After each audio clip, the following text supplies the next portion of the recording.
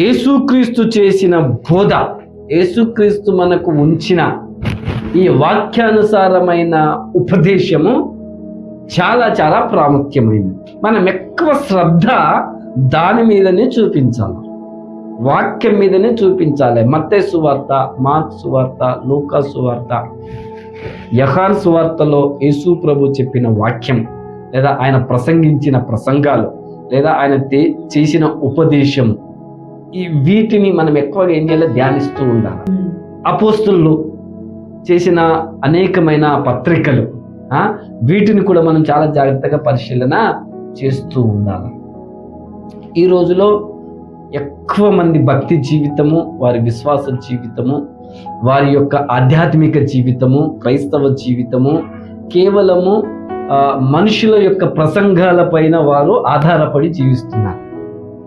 మనుషుల యొక్క ఆ ఉపదేశాల పైన, ఓకే, దేవుడు వారి ద్వారా మాట్లాడి ఉండవచ్చు, దేవుడు వారి ద్వారా కొన్ని విషయాలు బయలుపరిచి ఉండవచ్చు, కానీ వాటి కంటే అవి మనకు ప్రోత్సాహకరంగా ఉంటాయి, అవి మనకు ఏమంటారు, కృంగుదల నుంచి బయటకు తీసుకొచ్చేవిగా ఉంటాయి, అవి మనల్ని ఏమంటారు, రక్షణ ఇచ్చేవిగా ఉంటాయి, అంటే రక్షణలోనికి నడిపించేవిగా ఉంటాయి, ధైర్యంలోనికి నడిపించేవిగా ఉంటాయి, కాదనట్లే.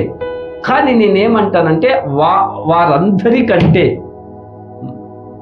దైవ సేవకులు, లేదా ఉపదేశకులు, లేదా దేవుని పరిచారకులు, వీరందరి యొక్క ప్రసంగాల కంటే ఉద్రేకంతో చేసిన, ప్రేమతో చేసిన, నెమ్మదిగా చేసిన, గంభీరంగా చేసిన, ఏ సంఘములో చేసినా, మందిరాలలో చేసినా, కూడికలలో చేసినా, ఏ ప్రోగ్రాంలో చేసినా, వాటి కంటే చాలా చాలా ప్రాముఖ్యమైన బైబిల్లో ఉన్న ఉపదేశము, బైబిల్లో రాయబడిన వాక్యం. యేసు ప్రభు బోధ ప్రారంభించినప్పుడు ఆయన పరలోక రాజ్యము సమీపించినది, లేదా దేవుని రాజ్యము మీ యొద్దకు వచ్చినది, కాబట్టి మీరు మారు మనసు పొందండి. అంటే దాని అర్థం ఏంటి? మీ జీవితాలను మీరు మార్చుకొనండి, లేదా కడుక్కొనండి, లేదా చేంజ్ చేసుకొనండి. ఇప్పుడున్నట్లుగా కాదు, మీరు ఇప్పటి వరకు జీవించినట్లుగా ఇక మీదట జీవించడానికి వీలు లేదు. అలా జీవిస్తే మనం దేవుని పిల్లలుగా మార్చబడలేము, మనం దేవుని రాజ్యానికి వారసులుగా చేయబడలేము, మనము దేవుని రాజ్యములోనికి ప్రవేశించం.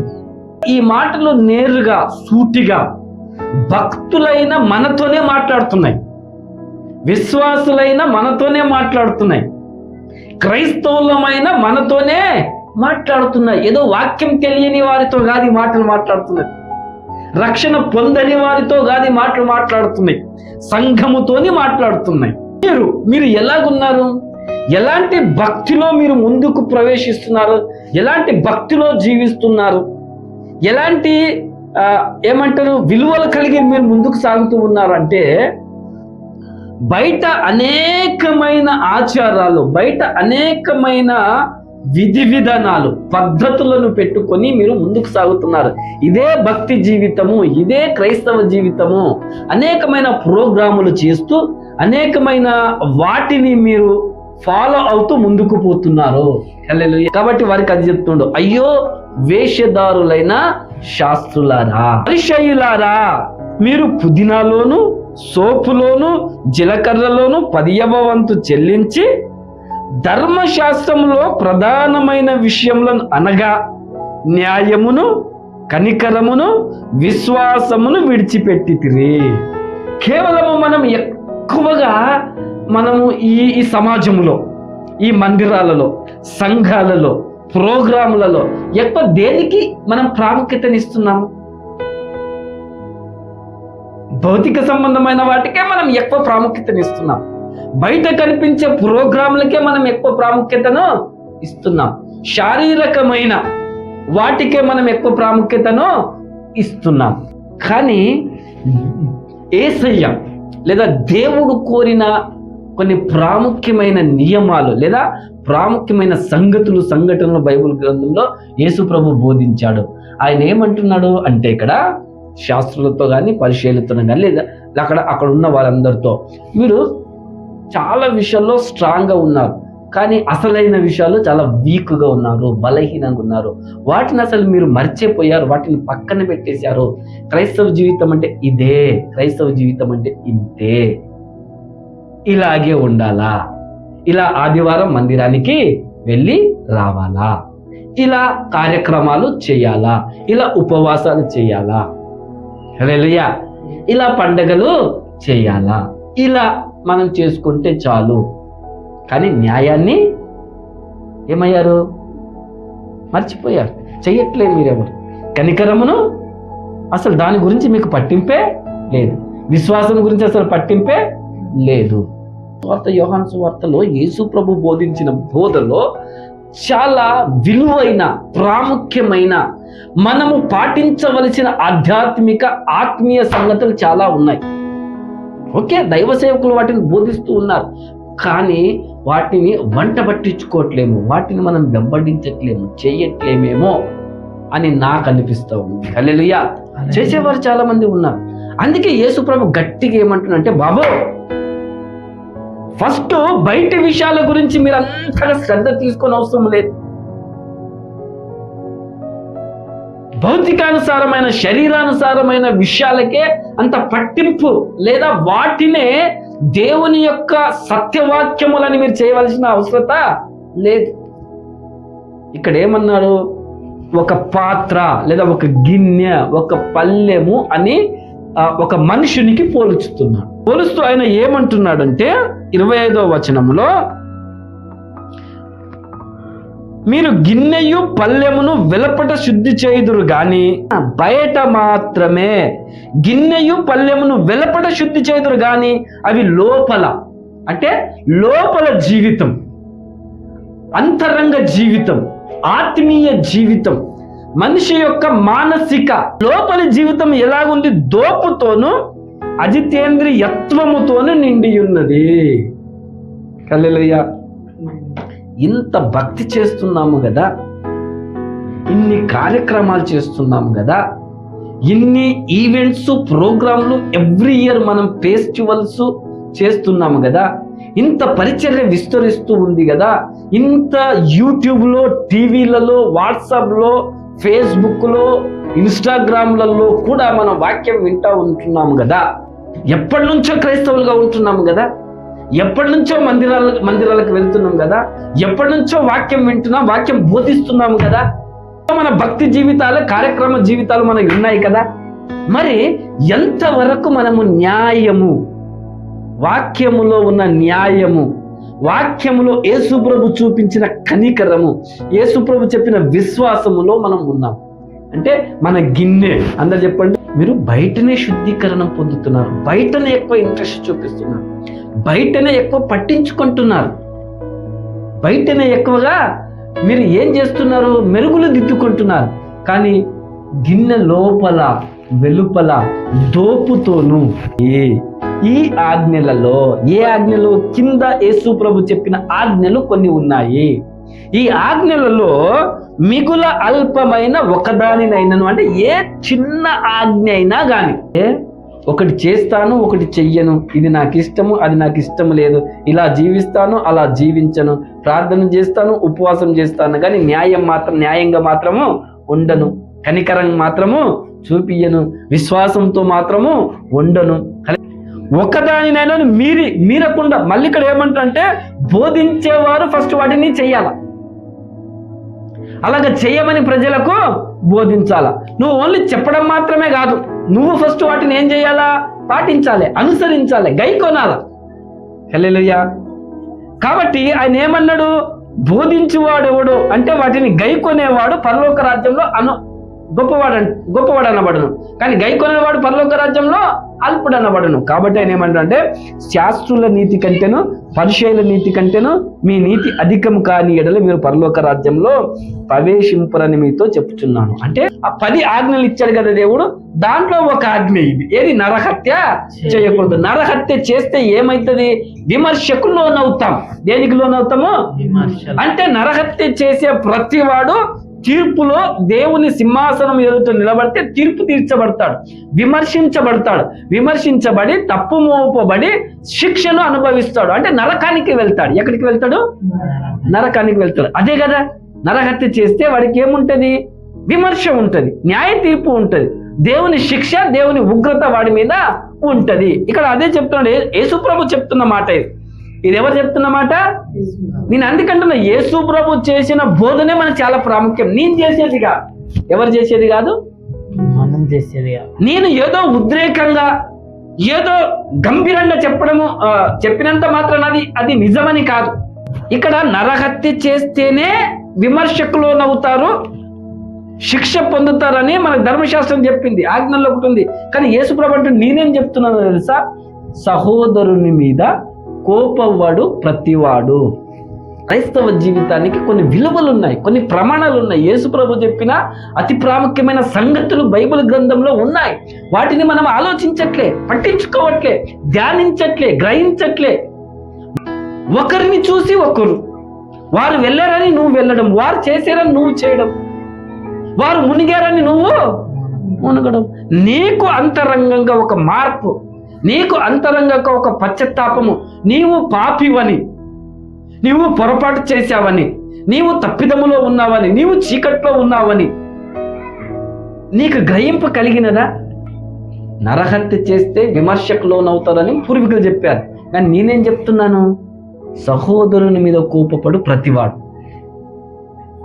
హల్లెలూయా. దేనికి లోనవుతాడంట? విమర్శకులు. సేమ్ శారీరకంగా భౌతికంగా నరహత్య చేసేవాడు ఎంతో, నీవు తోటి సహోదరుని మీద లేదా నీ తోబుట్టు మీద లేదా సంఘంలో ఉన్న సహోదరుని మీద నువ్వు కోపపడితే నువ్వు నరహత్య చేసినట్లే. అయితే ప్రతిరోజు సంఘములో ఉన్న మనము, క్రైస్తవులముగా పిలువబడుతున్న మనము, నిజ దేవుని పిల్లలుగా ఉన్న మనము, భక్తి చేస్తున్న మనము ఎన్నిసార్లు హత్య చేయలేదంటారు? ఎన్నిసార్లు కోపపడలేదంటారు? మీరు, నేను హత్య చేశారా? చేయలేదా? చేసి ఉంటారా? ప్రతిరోజు చేస్తున్నారా? మాత్రం చెప్తున్నాడు, ఇగో నీ అన్న మీద నువ్వు ఎందుకు కోపడతావు? మీ తమ్ముని మీద నువ్వు ఎందుకు కోపడతావు? నీ సహోదరు మీద నువ్వు ఎందుకు కోపడతావు? నిర్నిమిత్తంగా, కారణం లేకుండా, అకారణంగా, ఊరికే ఎందుకు నువ్వు కోపపడతావు? పడడం మాత్రమే కాదు, మనం మన నోటి నుంచి కొన్నిసార్లు కొన్ని మాటలు జార విడుస్తాం. ఏమంటాం? వ్యర్థుడా అంటాం. ఏమంటాం? ఇంకా అనేకమైన లోకానుసారమైన పదాలను మనము ఉచ్చరిస్తూ ఉంటాం. ఏం చేస్తూ ఉంటాం చెప్పండి? మళ్ళీ ఏమంటాం? మోసము చేసిన వాడా లేదా మోసగాడ, ద్రోహి అంటే అదే కదా, ద్రోహి, వేస్ట్ ఫెల్లో అని మనం కోపపడతా ఉంటాం. అందుకే బైబిల్ ఏమంటుంది? నువ్వు కోపపడితే విమర్శకులోనవుతావు. ప్రత్యేకంగా సంఘములో ఉన్న మనందరికీ కూడా చాలా చాలా విలువైన మాట.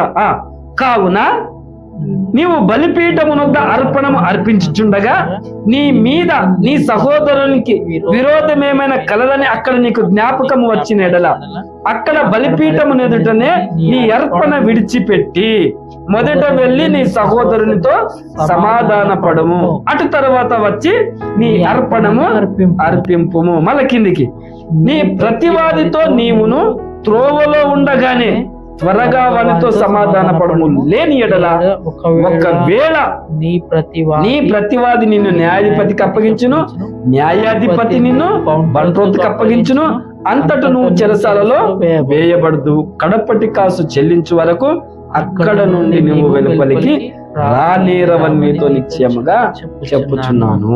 హల్లెలూయా. నీవెందుకు ఊరుకురికి నీ సహోదరునికి, నీ తోటి వారికి, నీ పక్క వారికి, సంఘములో ఉన్న వారికి లేదా ఈ సమాజంలో ఏ వ్యక్తికైనా గాని ఎందుకు కోపపడతావు? ఇక్కడ యేసుప్రభు చెప్పాడని, సహోదరునికి అన్నాడని ఓన్లీ సహోదరునికి ప్రేమించి అందరికి నువ్వు అందరి మీద కోపడొచ్చా? అందరినీ వేస్ట్ ఫెల్లో అనవచ్చా? అందరినీ నువ్వు తక్కువ చేయవచ్చా? తక్కువ చేయగలమా? అలాగే మనము అందరికీ మనము ఈ ద్రోహి అనే మాట వాడొచ్చా? ఒకరి ఎడల ఒకరు దయ కలిగి కరుణా హృదయులై క్రీస్తునందు దేవుడు మిమ్మల్ని క్షమించిన ప్రకారం మీరు ఒకరినొకరు క్షమించాలి. అంటే క్షమాపణ అనేది మనము నేర్చుకోవాలి. ఎప్పుడైనా ఆలోచన చేశారా యేసుప్రభు చెప్పిన విషయాలను, యేసుప్రభు బోధించిన బోధని? అరే నేను దేవుని బిడ్డగా, నేను మారు మనసు పొందాను అని అనుకుంటున్నానే, నేను బాప్తిసం తీసుకున్నానే, యేసయ్య రక్తంతో కడగబడ్డాను, నేను దేవుని రాజ్యంలో ఇక ప్రవేశిస్తాను, నేను దీవెనలు పొందుకుంటాను. హల్లెలూయా. ఎట్లా అయిపోయింది ఈ రోజంటే భక్తి పెరిగిపోయింది, బాహ్య భక్తి పెరిగిపోయింది, భౌతికమైన కార్యక్రమాలు పెరిగిపోయాయి, బాహ్యపరమైన న్యాచురల్ అంటే శారీరక ఈవెంట్స్ పెరిగిపోయాయి. దైవ సేవకులను వెంబడించేవారు ఎక్కువైపోయారు, కొటేషన్స్ మీద ఆధారపడేవారు ఎక్కువైపోయారు. మంచి ప్రసంగాలు, మార్పు చెందే ప్రసంగాలు, ప్రతిది కూడా బాహ్యంగానే అంటే శారీరకంగా, భౌతిక పరంగా ఈ లోకంలో జీవించడానికి నీకు కావలసిన అవసరతలను తీర్చుకోవడానికి లేదా అవసరతలు నెరవేరడానికి ప్రార్థన చేయడం, ఉపవాసం చేయడం. ఏం చేయడం?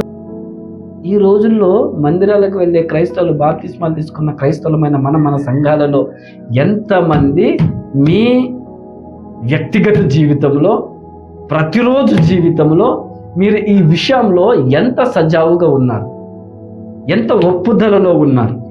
క్షమించే హృదయమును మీరు కలిగి ఉన్నారా? ఏ విషయానికైనా ఒక యేసయ్య బిడ్డగా, ఒక క్రైస్తవునిగా, ఒక విశ్వాసిగా, ఒక భక్తి కలిగిన వ్యక్తిగా, యేసు ప్రభుని వెంబడించే వ్యక్తిగా నీవు ఎంత క్షమిస్తున్నావో? ఈ ఒక్క మాట చాలు మనకి. ఈరోజు మనకు హెచ్చించుకోవడం ఎక్కువైపోతున్నది. ఏమైపోతున్నది? ప్రార్థన చేస్తే హెచ్చించుకుంటాం, ఒక మంచి పాట పాడితే హెచ్చించుకుంటాం, ఒక మంచి ప్రసంగం చేస్తే హెచ్చించుకుంటాం. అవతల వ్యక్తిని క్షమించం, మనం సహోదరుని క్షమించం. మనం ఎదురుగా చెప్పకపోయినా పక్కనైనా పోయి మనం ఏం చేస్తాం? వేరే వాళ్ళ దగ్గర వాడు వేస్ట్ రా అంటాం. ఏమంటాం చెప్పండి?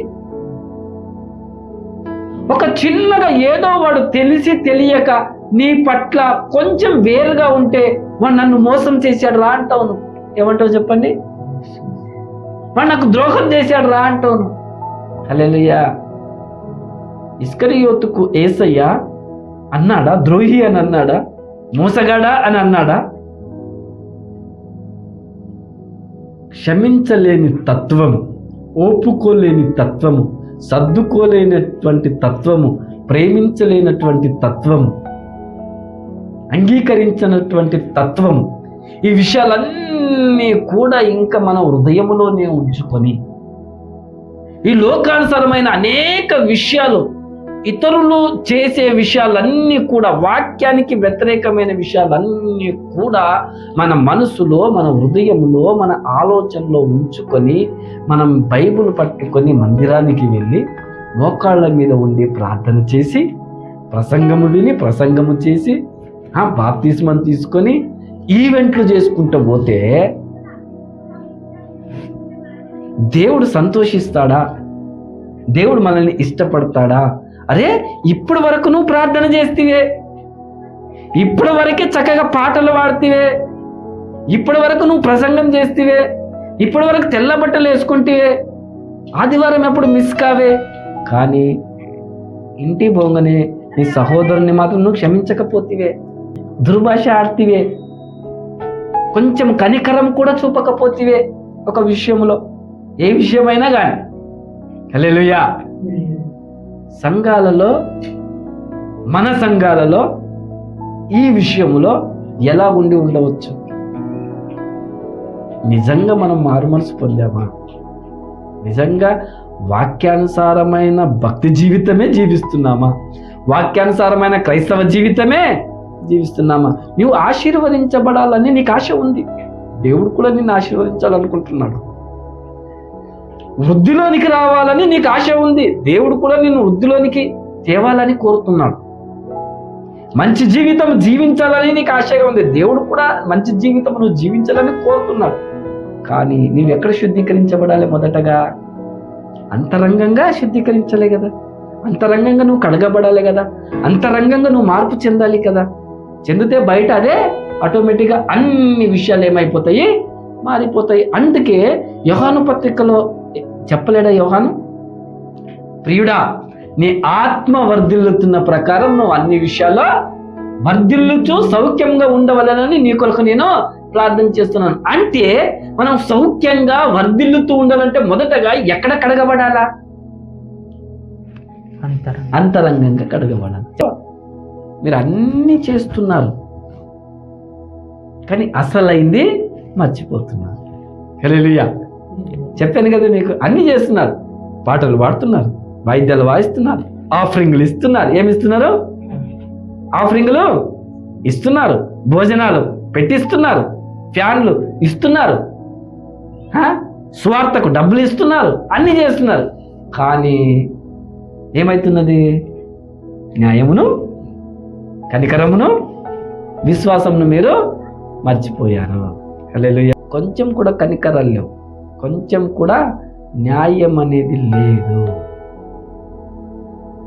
కాబట్టి దేవుని వాక్యము మనకు సరిచేస్తున్నప్పుడే సరిచేసుకోవాలి. మనకు బోధిస్తున్నప్పుడే మనం దాన్ని గ్రహించాలి. హెచ్చరిస్తున్నప్పుడే మనము హెచ్చరికను ఉండాలి. మనల్ని గద్దిస్తున్నప్పుడే మనం ఆ గద్దింపుకు లోబడాలి. ప్రజలకు మాత్రము బయట కనిపిస్తుంది కానీ నీ వ్యక్తిగతంగా యేసయ్యకు నీకు మధ్యలో నీవెక్కడికి వెళ్తున్నావు? నీ చివరి ఆ దశ ఏంటి? నీ గురి ఏంటి? నీ గోల్ ఏంటి? నీ గమ్యం ఏంటి? చూద్దాంలే, సరి చేసుకుందాంలే, ఇంకా సమయం ఉంది కదా, ఇంకా చూద్దాంలే, తర్వాత చెందుదాంలే, ఫస్ట్ అయితే ఇలాగ వెళ్ళిపోని ఈ భక్తి జీవితం, ఈ విశ్వాస జీవితం ఇలాగా సర్దుకొని పోని, ఇంకా సమయం ఉంది కదా, వివాహం అయినాక చూద్దాంలే, ఏమైనాక ఈ స్టడీ అయిపోయినాక చూద్దాంలే, పిల్లల వివాహాలు అయిపోయినాక చూద్దాంలే, అరే ఇల్లు కడుతున్నా, ఇల్లు అయిపోయినాక చూద్దాంలే. ఎట్లా? సంఘము దేవుని ఎదుట నిష్కళంకంగాను మచ్చలేనిదిగాను నిలబడాలి, ఉండాలి. హల్లెలూయా. దేవునికి మహిమ కలుగును గాక.